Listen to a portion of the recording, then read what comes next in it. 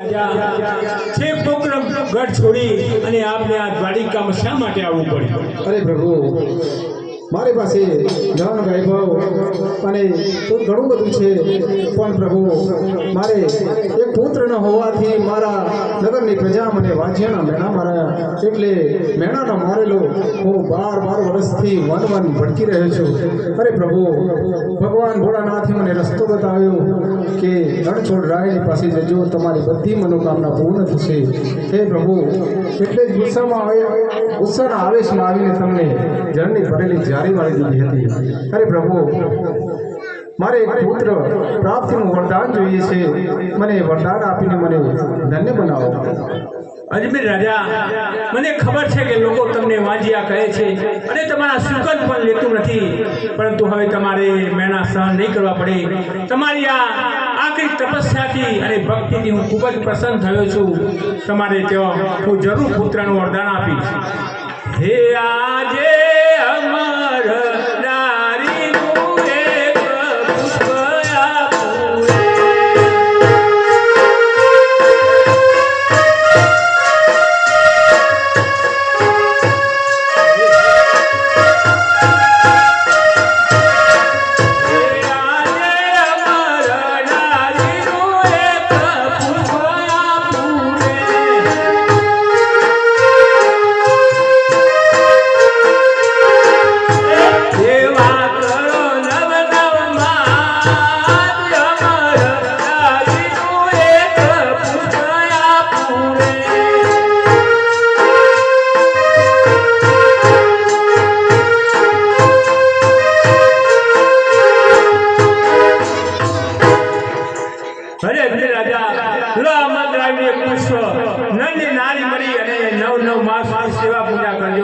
એટલે આપને ત્યાં એક પુત્રનો જન્મ થશે એવું હું આપને વરદાન આપું છું.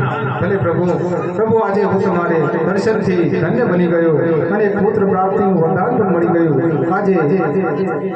આજે હું ધન્ય બની ગયો, મારું જીવન ધન્ય બની ગયું. હવે મને જવાની મજા આવે.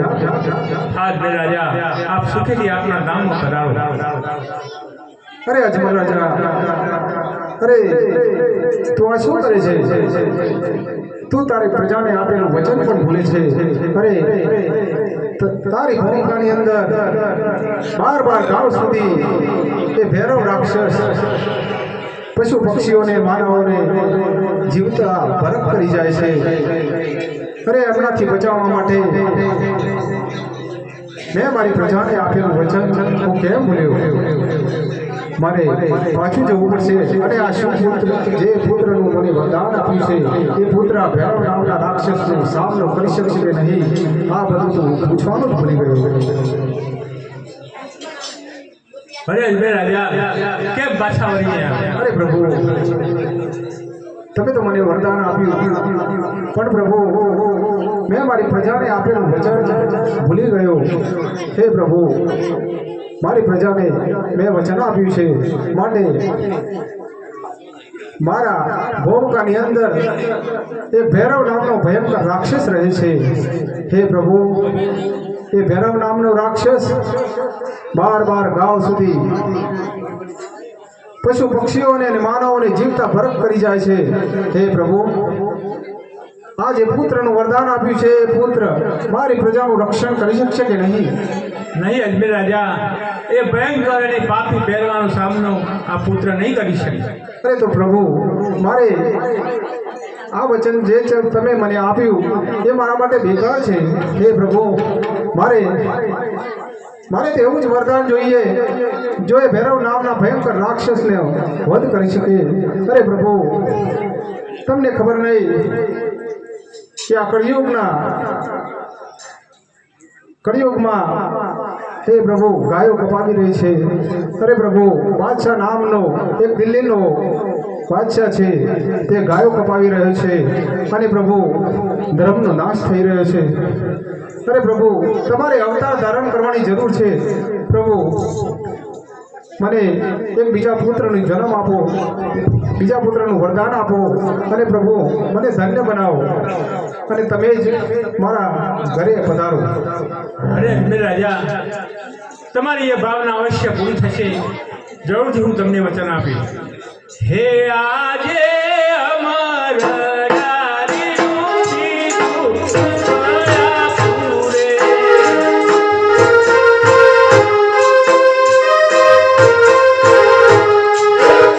અનપારને પધરાય અમર રારીનું દીધું સોયાપુરે.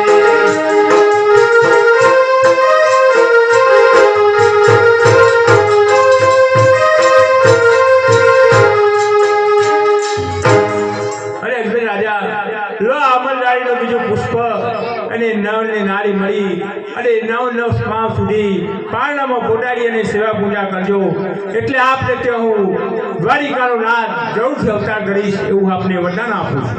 પણ પ્રભુ તમે આવશો એની મને ખબર કેવી રીતના પડશે? અરે પ્રભુ તમે તો ભક્તોને બહુ છેતરો છો અને ઘણી બધી વાટ જોડાવો છો. અરે પ્રભુ તમે ક્યારે આવશો અને આવશો એની નિશાની આપો ત્યારે જ હું માનું કે મારા ઘરે રણછોડ રાય પધાર્યા છે. અરે અજમેર રાજા, મારું પ્રાગટ્ય હશે તો મારા નિશાની પણ અવશ્ય હશે, મારા એધાન પણ અવશ્ય હશે. હે આજે મેલો મો પાડું રે કુમકુમ પગલો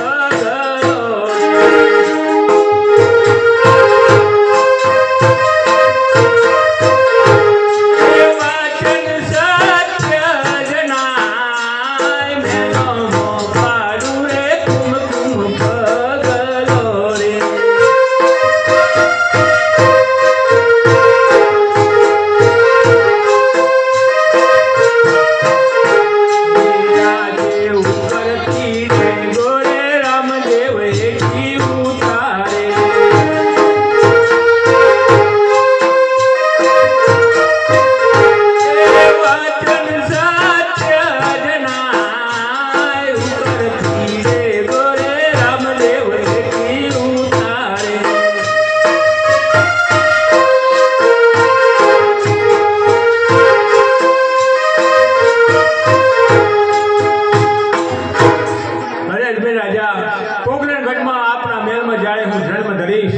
ત્યારે આપણા મહેલમાં કુમકુમના પગલા પડશે અને ચૂલા પરથી દેખ નીચે ઉતરે તો આપ જાણજો કે ભગવાન દ્વારિકાનો નાથ આપને ત્યાં બધાડ્યા છે અને મારું નામ તમે રામદેવ રાખજો.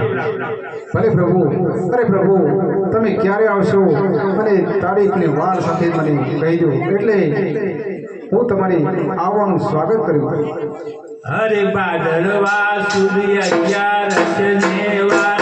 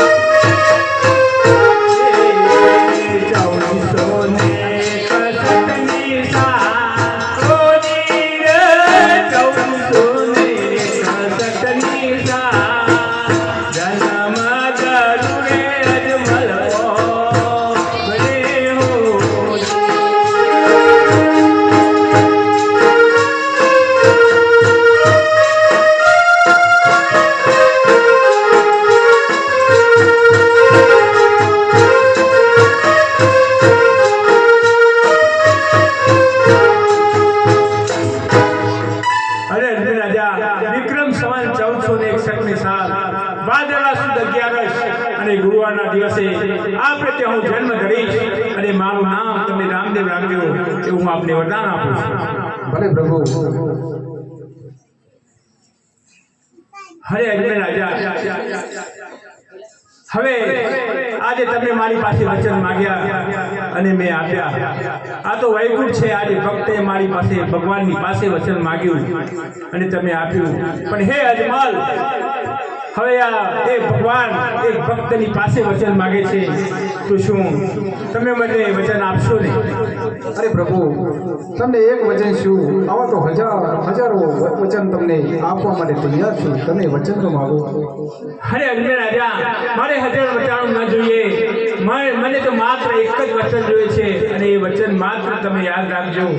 હે અજમેર રાજા, જ્યારે જ્યારે આ પૃથ્વી પર પાપીઓનો ભાર વધે છે અને ત્રાસ કરે છે, ત્યારે ભક્તજનોના રક્ષણ માટે અને ધર્મના રક્ષણ માટે હું યુગે યુગે અવતાર ધારણ કરું છું.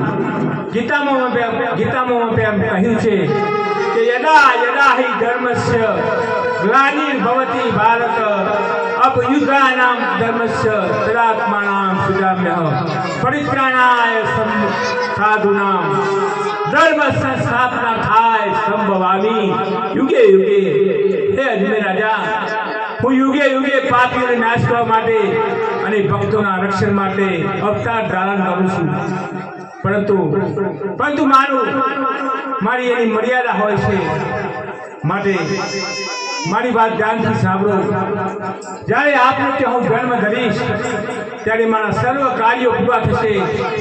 ત્યારે હું મારી જીવન લીલા સંકેલી લઈશ અને હું સમાધિ લઈશ અને મારો રામદેવ અવતાર અહીં પૂરો થશે અને તમારે મને ખુશીથી રજા આપવી પડશે. એવું આપની પાસે વચન માંગુ છું. અરે શું વાત કરો છો પ્રભુ? પ્રભુ, હજુ તો તમે અમારા આગને પધારે પણ નથી, અને કેવો પિતા હશે જે પુત્રને સમાધિનો આદેશ આપશે? હા અજમેર રાજા, એટલા માટે તો હું આપને વચનો બધું છું. આ તો વૈકુંઠ છે. અહીં તો હું જે માગીશ એ તમે આપશો, અને તમે જે માગશો હું આપીશ. પણ જ્યારે હું પોકરણગઢમાં અવતાર ધારણ કરીશ, ત્યારે લોભ મોહ અને એ કળિયુગમાં કોઈ એવો પિતા ન હોય કે પોતાના પુત્રને સમાધિ માટે રજા આપે. માટે જ હું આપને વચનમાં બધું છું. તમારે મારું એ વચન અવશ્ય યાદ રાખવું પડશે અને મને ખુશીથી રજા આપવી પડશે.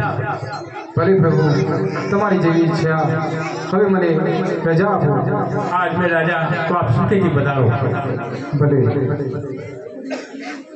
હે આજે દ્વારિકા નગરી અજમલ ચાલિયા રે,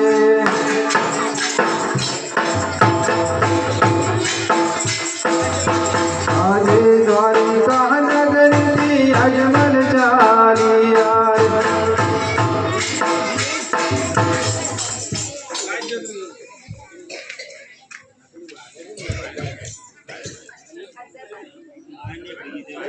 અરે પ્રભુ, તમે જશે તો માનું છું.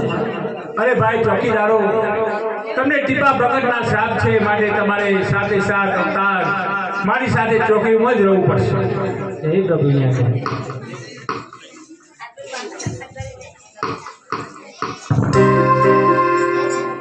અરે પ્રભુ, તમે જશો ને અમારું શું થશે? અરે ટીપા ભગત, જ્યારે પોકરણગઢમાં અવતાર ધારણ કરીશ, ત્યારે આપ મારવા દેશમાં એક હરજી પાટી તરીકે અવતાર ધારણ કરશો અને તમને હું મારી સાથે ને સાથે રાખીશ અને મારા દિવ્ય ધર્મનો પ્રચાર કરવા માટે હું તમને અવશ્ય બોલાવીશ અને તમને મારી સાથે રાખીશ એવું હું વચન આપું છું. જેવી પ્રભુ.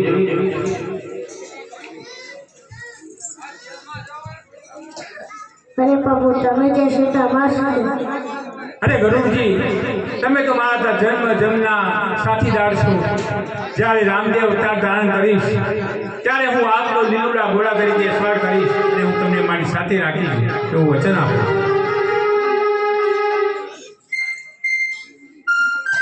પ્રભુ, તમે તો અમારું. અરે હનુમાનજી, તમે તો મારા દરેક અવતારમાં સાથે ને સાથે છો. માટે આ અવતારમાં પણ જ્યારે રામદેવ અવતાર લઈશ, ત્યારે હું આપનો મારી ગજામાં વાસ કરીશ અને જ્યારે જ્યારે મારે જરૂર પડશે ત્યારે હું આપનું તેરું કરીશ અને તમને મારી સાથે રાખીશ એવું વચન આપું. હે આજે રતના કટોરો મળ્યો લીધો રે.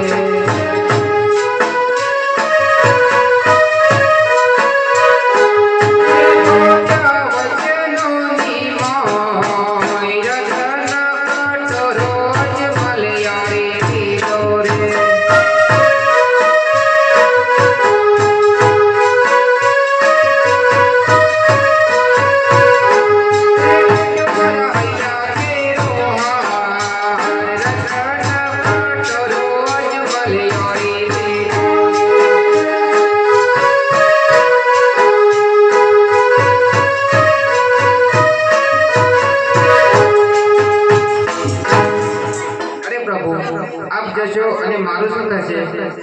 અરે લક્ષ્મીજી, તમે તો મારા યુગના સાથીદાર છો. દરેક યુગમાં તમે મારી સાથે જ રહેશો. જ્યારે પ્રોગ્રામ ઘરમાં હું અવતાર દાન કરીશ ત્યારે આપ ઉમરકોટના સોના પરમાર રાજાને કહો એક અપંગ અને લૂલી કન્યા તરીકે અવતાર ધારણ કરશો. જ્યારે કોઈ રાજ બી આપનું માગું નહીં સ્વીકારે ત્યારે હું આપનું માગું સ્વીકારીશ અને તમને મારી સાથે ને સાથે રાખીશ. હું આપને વચન આપું છું. એવી આપની આજ્ઞા.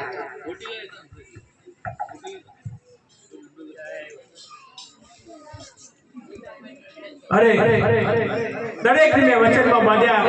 લક્ષ્મીજીને